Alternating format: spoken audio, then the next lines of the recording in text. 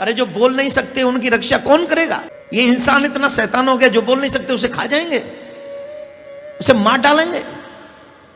गौ रक्षक 4 व्यक्तियों को पकड़ के मार देते, पूरे दिन मीडिया में गौ के रक्षक गुंडे बन गए, गुंडे बन गए, गुंडे बन गए, ऐसा आता है। लेकिन जो सरेआम गौ की हत्या कर देता है उसको कोई नाम नहीं देते आप लोग।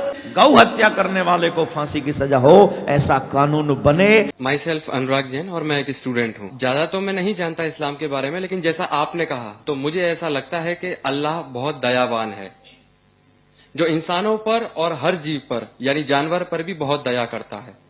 अब मेरा सवाल, मैं आपकी इस बात से बहुत सहमत हूं कि किसी भी इंसान का कत्ल करना इंसानियत का कत्ल करना है, और मैं ये भी मानता हूं कि इस्लाम धर्म दया धर्म है और इंसानियत का धर्म है। आपने कहा किसी भी इंसान का कत्ल करना इंसानियत का कत्ल करना है।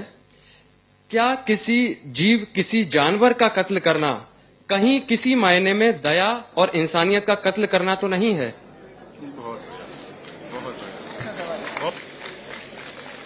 भाई साहब ने बहुत अच्छा सवाल किया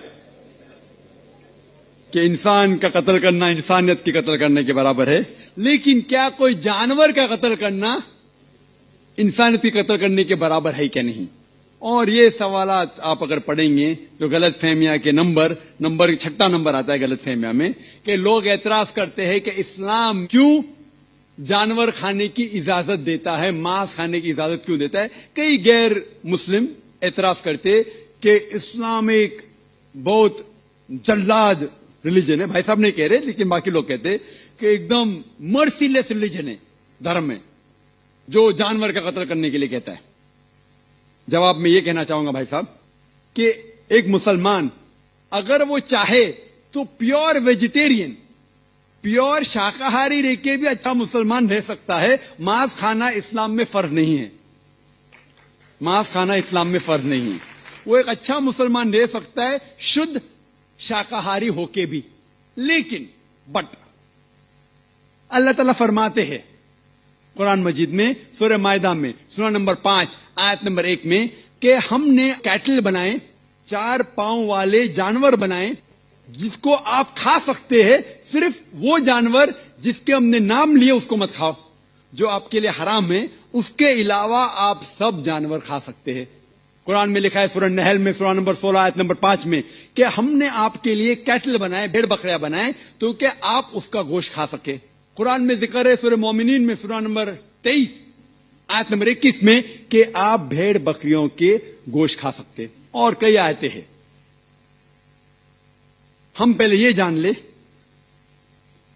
कि मेडिकल साइंस आज ये कहती है कि इंसान के जिस्म में हमको अमाइनो एसिड की जरूरत है, 22 अमाइनो एसिड की जरूरत है। इसमें से 8 अमाइनो एसिड जिस्म में पैदा नहीं होते, बाहर के खाने से लेना लाजिम है। और कोई भी वेजिटेबल फूड, कोई भी घास फूस, कोई भी फल में ये 8 के 8 अमाइनो एसिड है ही नहीं, लेकिन मांस में है और मच्छी में है। हाई लेवल ऑफ प्रोटीन है। High level of protein is present in the meat and in the fish. It is nutritious. Vitamin K है और आयरन भी है। अगर आप देखेंगे, अगर आप तहकीक करेंगे कि जो जानवर जो सिर्फ घास फूस खाते हैं, मिसाल के तौर पे गाय, भेड़, बकरी, उनके दांत को आप देखेंगे, उनके दांत चपटे हैं। हर्बीवोरस सेट ऑफ टीथ, वो सिर्फ घास खा सकते, मांस खा ही नहीं सकते। अगर आप उन जानवरों के दांत देखेंगे जो मांस खाते हैं, carnivorous animal like tiger, leopard, lion, शेर, शेर बब्बर, चीता, इनके दांत देखेंगे तो इनके नोकीले दांत है, कैनाइन सेट ऑफ टीथ। वो सिर्फ मांस खाते, घास फूस खा ही नहीं सकते। अगर आप जाके आईने में और हम लोग जाके आईने में देखेंगे अपने दांत, इंसान के दांत चपटे भी है, नोकीले भी है। अगर खुदा चाहता था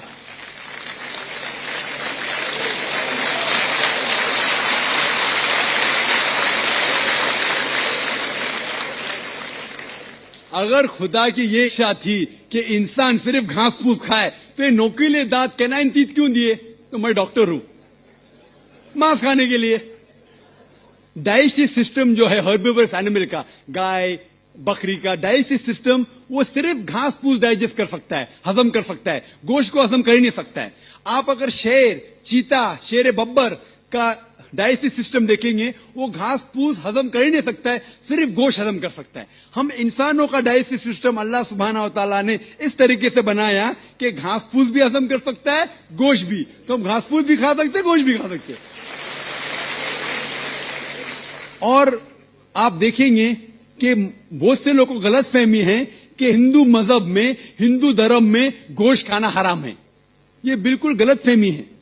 अगर आप पढ़ेंगे हिंदू धर्म की किताब, हिंदू धर्म की किताब पढ़ेंगे, मनुस्मृति अध्याय नंबर 5 श्लोका नंबर 30, उसमें लिखा हुआ है कि भगवान ने, खुदा ने कुछ जानवर को खाने के लिए बनाया है और कुछ जानवर को खा जाने के लिए। Some animals they have created to eat and some to be eaten. कुछ खाने के लिए और कुछ खा जाने के लिए। अगर आप उन जानवरों को खाते हैं जो खुदा ने खाने के लिए बनाया है, तो आप कोई गुनाह नहीं करते। मनुस्मृति अध्याय 5 श्लोक का नंबर 30। आगे आप पढ़ेंगे मनुस्मृति अध्याय 5 श्लोक का नंबर 31 में लिखा हुआ है कि अगर आप जानवर का कत्ल करते हैं पूजा के लिए, तो आप कोई गुनाह नहीं कर रहे। आगे पढ़ेंगे मनुस्मृति अध्याय नंबर 5 श्लोका नंबर 39 और 40, उसमें लिखा हुआ है कि खुदा ने सैक्रिफिस्ड एनिमल बनाया है, मतलब खुसूसन कुछ जानवर बनाया है तो कि सैक्रिफाइस की जाए और उसको खा सके। अगर आप उस जानवर का कत्ल करते हैं सैक्रिफाइस के लिए और खाते हैं जो अल्लाह ताला ने, भगवान ने बनाया है, तो आप कोई गुनाह नहीं करते। ऋग्वेद में है कि आप खा सकते हैं। ऋग्वेद में यह भी लिखा है कि आप भैंस खा सकते हैं, आप गाय खा सकते हैं। कितने श्लोक के मैं हवाला दे सकता हूं। अगर आप पढ़ेंगे महाभारत, देखो ऋग्वेद तो बहुत कम हिंदू लोग ने पढ़ा है, लेकिन महाभारत तो आप जानते होंगे, सुना होगा। महाभारत पढ़ेंगे अनुशासन पर्व चैप्टर नंबर 88, उसमें जो पांडव के सबसे बड़े भाई युधिष्ठिर, वो भीष्म से कहते हैं कि हम यज्ञ में, पूजा में क्या चीज देना चाहिए ताकि हमारे बाप दादा, हमारे पुरखों को सहूलत हो, आराम मिले, उन्हें पीस, अमन मिले, दे विल बी सेटिस्फाइड। तो भीष्म कहते हैं कि यज्ञ में, पूजा में अगर आप वेजिटेबल्स देंगे, घास फूस, फल, चावल देंगे, तो हमारे बाप दादा, हमारे पुरखों 1 महीने तक संतुष्ट रहेंगे। कितने महीने तक? 1 महीने तक। अगर आप मच्छी देंगे तो 2 महीना, अगर गोश्त देंगे तो 3 महीना, खरगोश देंगे तो 4 महीना, बकरी देंगे तो 5 महीना, सूअर देंगे तो 6 महीना, अगर परिंदा देंगे तो 7 महीना, हिरन देंगे तो 8 महीना। ये कंटिन्यू होता है, मेन्यू होता है ना होटल का मेन्यू, उस तरीके से कंटिन्यू होता है। और आगे लिखा गया है अगर आप भैंस देंगे तो 11 महीना, अगर गाय देंगे तो पूरे 1 साल।